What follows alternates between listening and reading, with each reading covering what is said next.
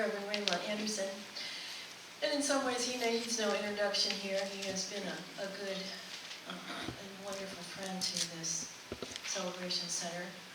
I'm always inspired by his words and so appreciate the authenticity that he speaks from. He's an amazing friend for us, and we wish you were here more. So please welcome Reverend Ray.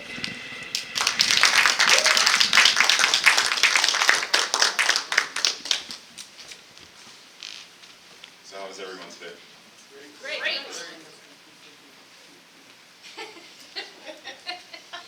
Give you a warm-up practice. How is everyone today? Great. It's a little bit better. So I just want to put this out there now, so consider it a disclaimer or whatever you want to consider it.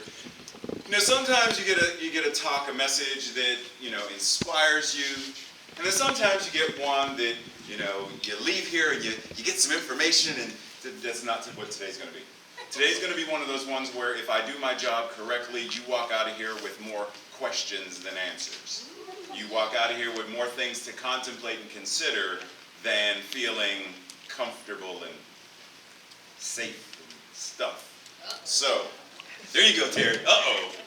So, last year, spiritual leader of CSL, Dr. Ken Gordon, came to CSL Columbia and he spoke. And one of the things that he said that, you know, struck me sort of odd was that when he first got into religious science, he used to carry the Science of Mind textbook wrapped in a brown paper bag. And he said the reason he did this was because he didn't want people to know what he was carrying around. He didn't want people to know he was reading that woo-woo book. And this thought started to stick into my mind of, what does that mean? And let's play with this for a moment. If I think, this is me, not him, so shh, don't tell him I'm talking about this. Me. If I think that our teaching is woo-woo, bubblegums, unicorns, and Skittles, or whatever, then what does it say I'm really practicing? Does it say that I am practicing something that can truly transform my life? If what I think I'm practicing is something worthy of hiding. Now, if Dr. Oz, Dr. Phil, heck, if Dr. Seuss came up with a cure, one pill that cured everything. And when I say everything, I mean everything from a hangnail to everything. Divorce. I don't care what it is. This pill will cure it. How many people do you think would be lined up at CVS or the pharmacy at Giant in line for this magic pill that can cure society's ills? We have that pill. This philosophy isn't a theoretical thing. This philosophy is a practical, usable, demonstration, proven. It's like that, what is it, cereal? Kid tested, mother approved. We've tested this. We've practiced it. We have been able to demonstrate that this teaching changes lives. Why do we not have more centers filled to the brim, overflowing, where what we have to order are new chairs and build an annex to fill to capacity the number of people who are knocking on our doors? Why are we, as a movement, and I don't just mean our home, as a movement, why are we struggling with numbers? Is there somewhere in our consciousness as people who are practicing this philosophy that is holding us back? Is there something in, for example, in the current issue of the Science of Mind magazine, Mitch Horowitz whew, does the man throw, you know, in the old Shakespeare things where they'd slap you in the face with the glove and I challenge you. Like, he challenges us in a way that he says that we in New Thought should be storming the gates of heaven. We should be going back to basics to such a degree that we, like our predecessors, so let's go back in history for a moment. Anton Mesmer, Phineas Parkhurst Quimby, Mary Baker Edie, Emma Curtis Hopkins, Charles and Myrtle Fillmore, the Brooks sisters, Ernest Holmes, each of these people, as time went on, Phineas Parkhurst takes what Mesmer taught him and he morphs it and changes it and it evolves. And then Mary Baker Edie gets it and she takes it, she morphs it and transforms it and it evolves. And then Emma Curtis Hopkins gets hold of it and she turns it into something amazing because she became the teacher of teachers and she evolved it.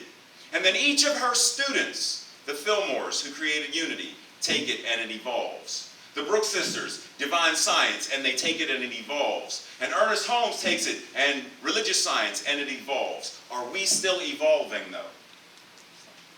Are we, the people in this movement, are we evolving? And I don't mean pointing the finger at Dr. Ken Gordon and saying, you're the spiritual leader of, I'm not talking about that. I'm talking about each and every one of us as individuals who say we practice this, who say we believe this, who say this philosophy is more than just a theoretical, beautiful thing, but actually something that we can do scientifically to demonstrate love, joy, peace, happiness, creativity, inspiration, magic in our lives. For example, if I were to say, Amy, we're living in troubled times. And that's a period. There's a period after. Amy, we are living in troubled times. Period. Amy, because I know Amy would do this to me, Reverend Dr. Ray, when you say we are living in troubled times, what consciousness is that coming from? Ooh, excellent question.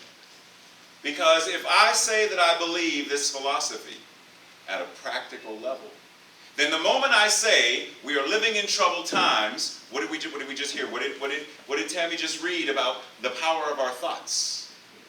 That if I am thinking it, then by the grace of, and in New Thought we refer to the grace of God as the infinite, always givingness of God. So if I believe that this is a world that is in turmoil, then God says, here's more of the very thing you are asking for. So I'm going to see evidence of that. That's how great this philosophy is, because I get the bad stuff if that's what I claim that I want to. Emma Curtis Hopkins says, to know God is to be God. We are exactly what we know. I am my own understanding of God. To speak of it as yourself increases it within yourself. Science of mind. God moves upon God.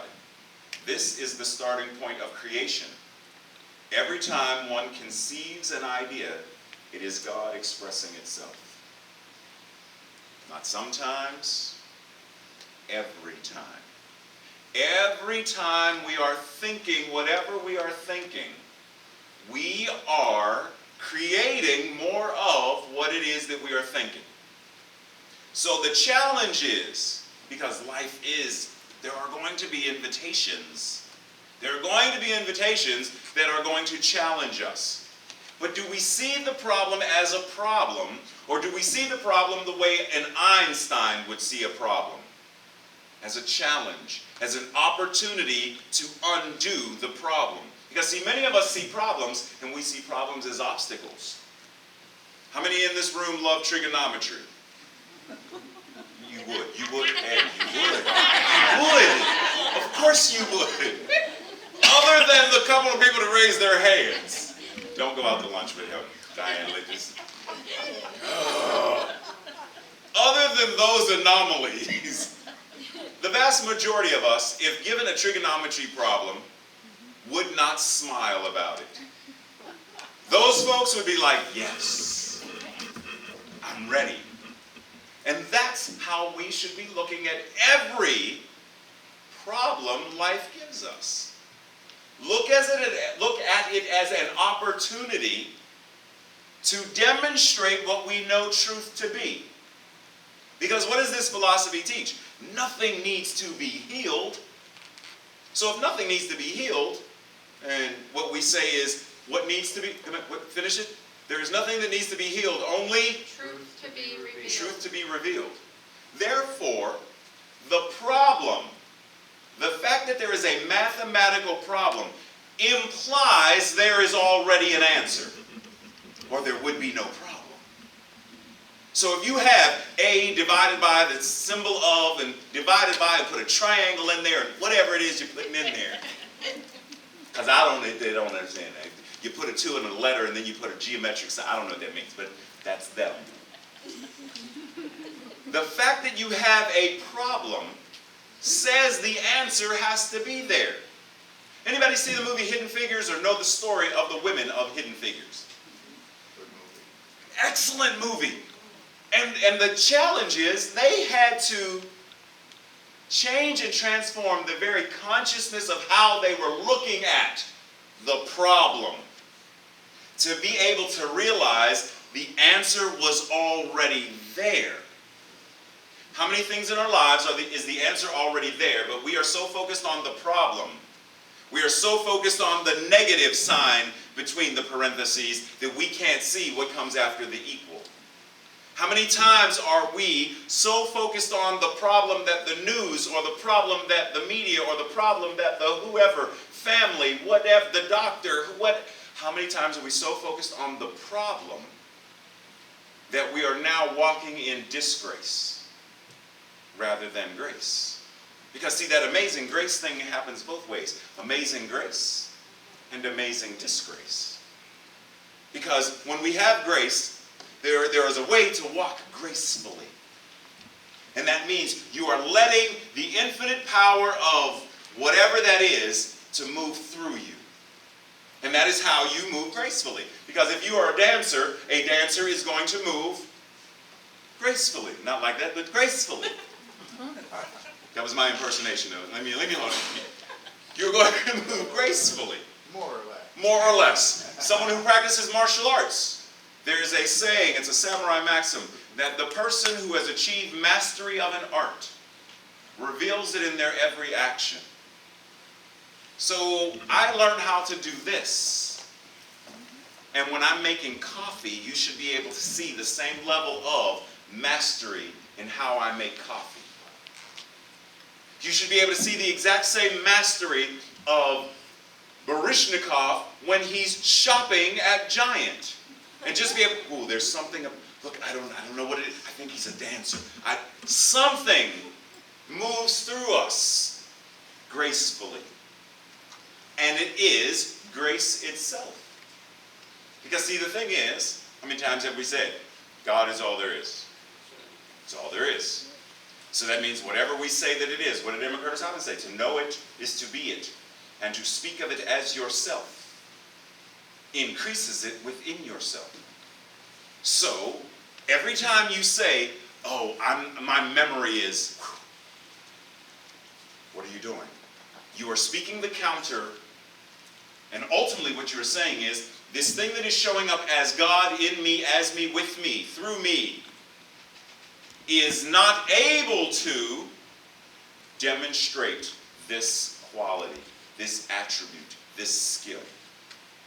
Rather than affirming, this persona may be challenged with names and dates and locations. This persona may be challenged with remembering this or balancing a checkbook. But there is a part of me that is beyond all of that knows how to balance money so well that it has created the energy of money. It knows how to remember names so well because every name that it is. And let me align with that more often than I'm aligning with the part of me that says,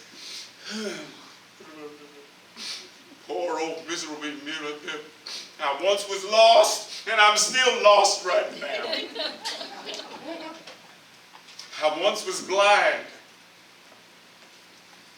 Why are we affirming that? In our movement, I am somewhat of an anomaly. I'm African American and I'm male. In our movement, this does not happen as often as one thinks. Duke and I are anomalies. Ed is an anomaly because he's a man.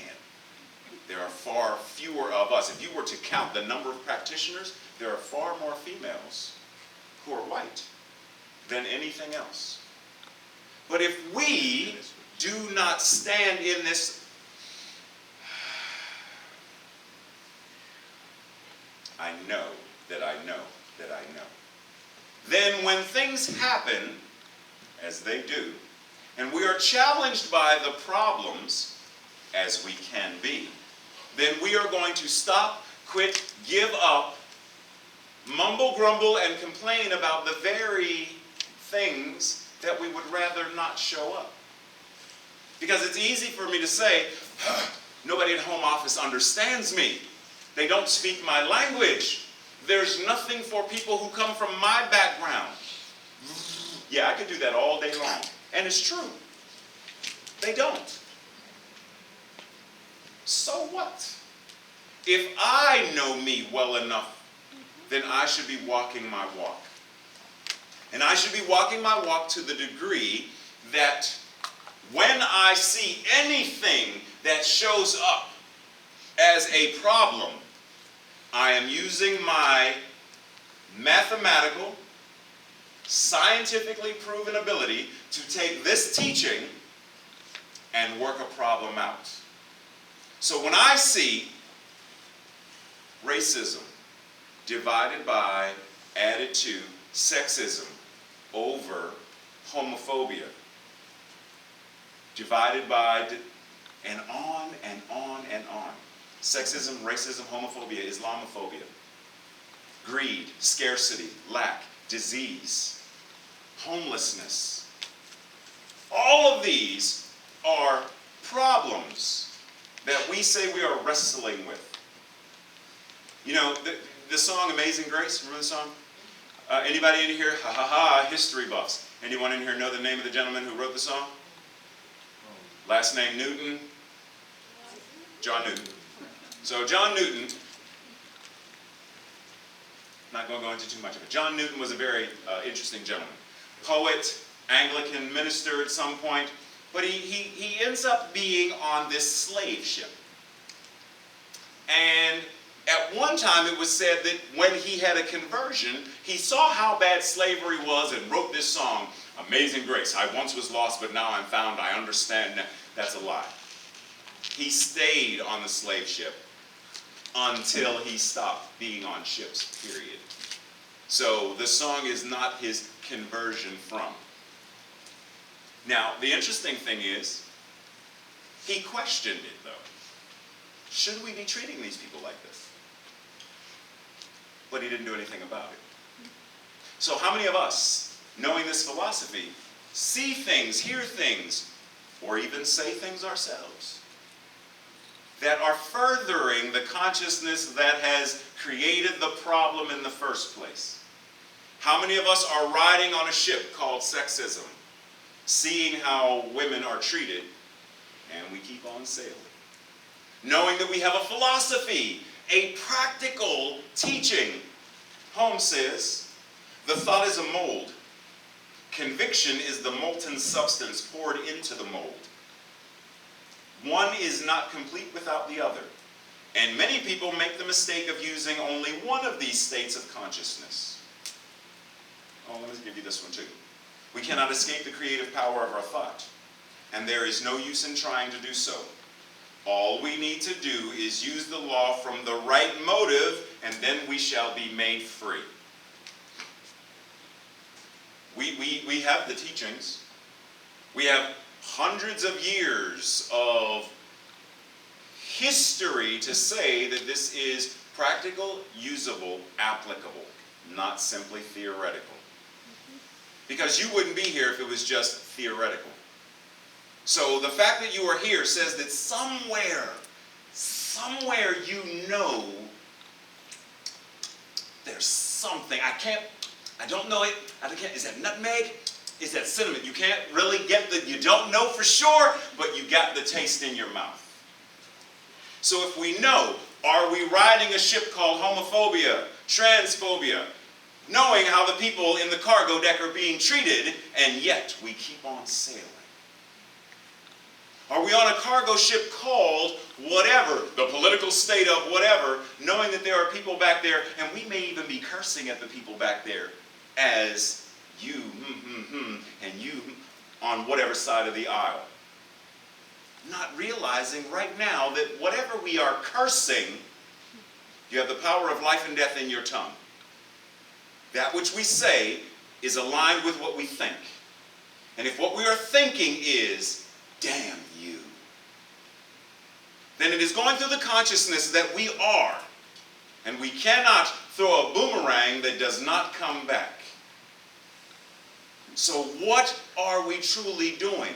Are we able to stand in the consciousness and see the problem and say, maybe I'm not the one who can figure this problem out, but maybe someone else can. So what I'm going to do is I'm going to give as much time and tithe and talent and whatever. Remember, hidden figures. What gave these women the ability to get into the position at NASA to do what they did? Someone saw, I am not a human computer. So you colored women who are the human computer, you come here and do this. What do you need? Coffee pot. Here. What do you need? Restroom that's closer. What do you need? Are we willing and able to at least have the consciousness that says, I believe? Do I believe that world peace is possible? Well, when I look at it, I don't want you to look at the effect. Because everything in the science of mind says the effect happens based upon the cause. And the cause is in consciousness. And if we cannot shift in our consciousness to even imagine the possibility of a world that works for everyone, because we are so busy, I don't know what that means. What does it mean, a world that works for everyone? How's it going to be a world that works for everyone? Because you don't understand what it can look like doesn't mean it's not possible. Can we at least agree to say, I don't know what that looks like, but I'm willing to believe? Gene Roddenberry, because I know we got at least one Trekkie here. Thank you. So Gene Roddenberry creates this amazing race of people called Vulcans. And I don't remember what year it was, but he comes up with this Vulcan philosophy called Kol Ut Shan. K-O-L -U-T, this is for her benefit, -S-H-A-N. Kol Ut Shan. Which translates as infinite diversity in infinite combinations. And it is one of the guiding principles of the Vulcan race, that all beauty and all creation shows up in infinite diversity, in infinite combinations. Infinite. Star Trek is teaching science of mind principles. I didn't even know it. Are we willing to believe in infinite combinations, showing up with infinite diversity? One of the things that I love about the fact that when we have Pride, DC Pride or New York Pride or whatever, and we go, you don't see one size fits all in the community. You see drag queens who are 9 feet tall, muscles, 10-inch heels, all the way to the complete, you see everything. And there is a level of pride and acceptance. And every now and then I hear the people over there, she ain't got no business. Why are you, who are in the community, mad about how someone else in the community shows up? Are we in CSL mad about how someone else in CSL shows up? Are we mad about how that practitioner prays, or how that practitioner prays, or how that minister does? Are we more focused on the problem than simply aligning in the consciousness that says, I believe, maybe not today, I'm willing to believe. I don't know what I'm believing in, but I am willing. I'm just willing. I'm going to surrender, and I am willing. And I'm going to let the infinite show up how it chooses to show up around me, and through me, and in me, and as me. I'm willing. Which means we have to walk with a certain level of grace, knowing that we are able to walk through all aspects of life, moving easily and effortlessly, even when stuff hits the fan. It's very easy. Now, for those who are Facebook friends, you know that recently I went to Pittsburgh the last couple of days. And it's because a couple of days ago, one of my older brothers experienced a stroke. And before you, don't let him, because he's okay.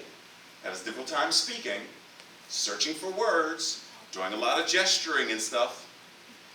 It's very easy for me to go around family and friends who are in the and me to succumb to that as well. It's very challenging for me to see my brother in the hospital bed struggling for words. It's very easy for me to feel and be dragged down by that. But that's not what I'm called to do.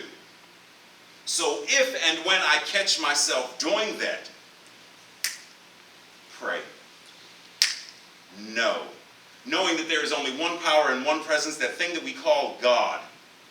Infinite grace and infinite love and infinite joy. And I call that into my awareness because it's already here. I call it into my awareness right now, knowing that this feeling of problem, oh, woe is me, poor him, is an illusion that does not have the opportunity to take root in my mind. You will not take real estate in my consciousness. I evict you. I'm going to hold the highest possible, and yes, it is challenging. I'm not saying that it's not. A great chess match is not meant to be easy. A great chess match is meant to be challenging, for it is in the challenge of it that we find the joy in even losing.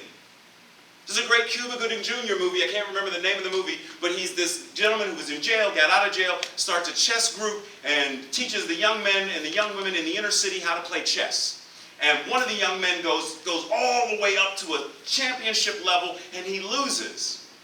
And the young man who he lost to, great champion, I mean like won, like years in a row, he won. And he goes up to him and shakes his hand and says, "You are the only person who even gave me the opportunity to be challenged.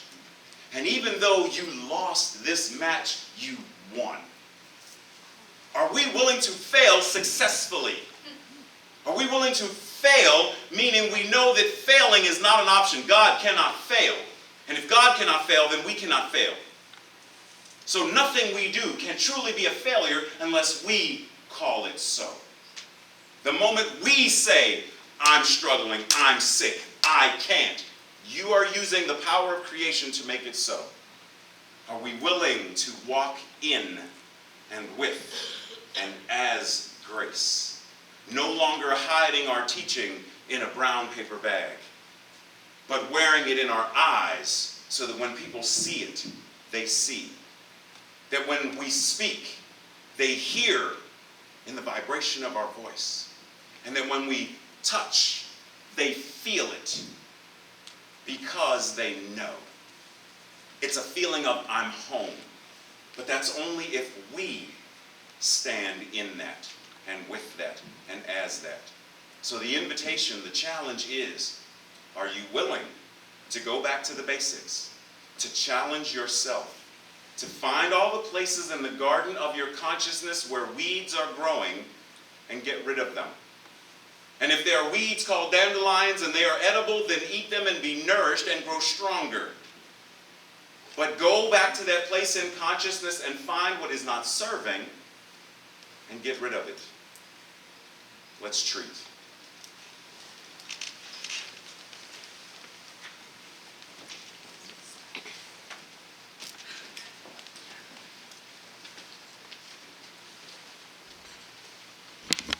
In this moment right now, let's simply allow ourselves to breathe and breathe into the awareness that we are truly being breathed. And so in this treatment, I begin with gratitude.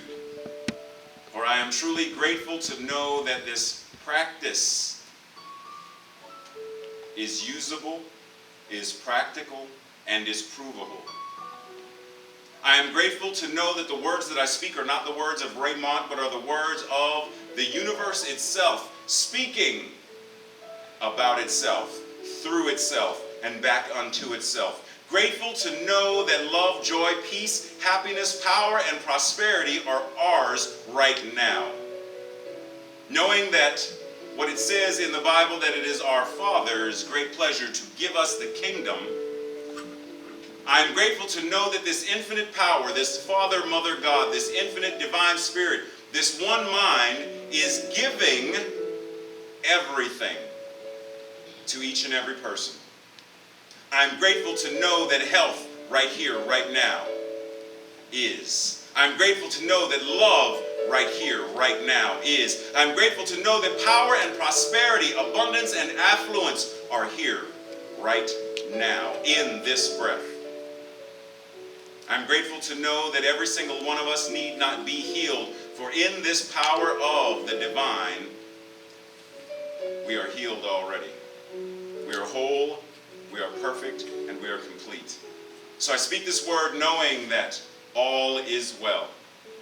There is only one power. There is only one presence. There is only one infinite magnificence, infinitely creating in infinite combinations. And it's all good, it's all divine, it's all God. So with this gratitude, with this confidence, with this assuredness, with this grace, I release this